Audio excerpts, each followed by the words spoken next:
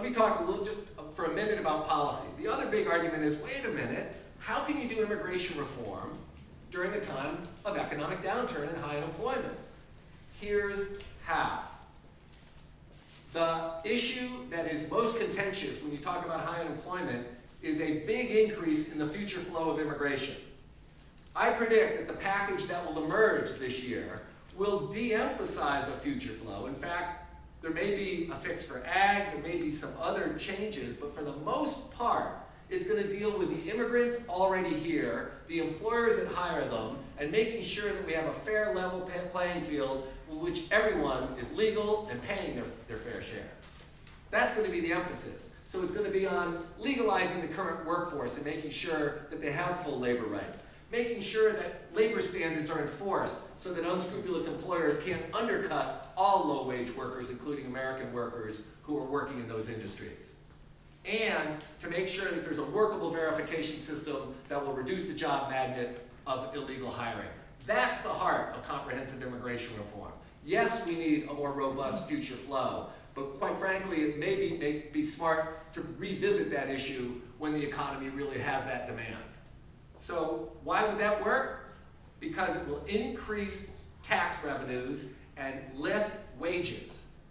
Immigration, let me repeat this. I know this is not the conventional wisdom. When you have more people in the system paying taxes, tax revenues go up at all levels. When you have employers who can no longer pay off the books because there's aggressive enforcement, you have more taxes being paid. When you have people coming forward and paying fees and fines, you have more revenue generated.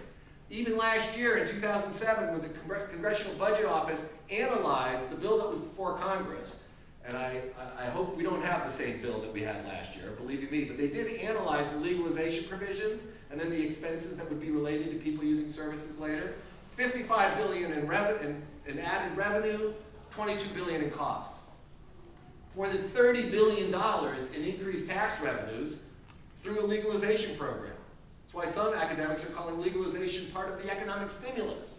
But at least it's consistent with making sure that we have a level playing field between employers and employees. Let me just finish. Well, there's no question in our mind that one of the main reasons we have to see passage of comprehensive immigration reform is because we've seen this terrible rise in hate crimes against Latinos and all of these state and local ordinances that have been targeted against our community that have resulted in discrimination and racial profiling. So we do believe that it's important to have comprehensive immigration reform so that we can see that rhetoric toned down and this issue resolved so that people are not fearful about what having immigrants in this country might mean. So for us, it's very important that comprehensive immigration reform happens so that we can really turn the tide on the anti-immigrant rhetoric and really turn the tide on the hate crimes against Latinos.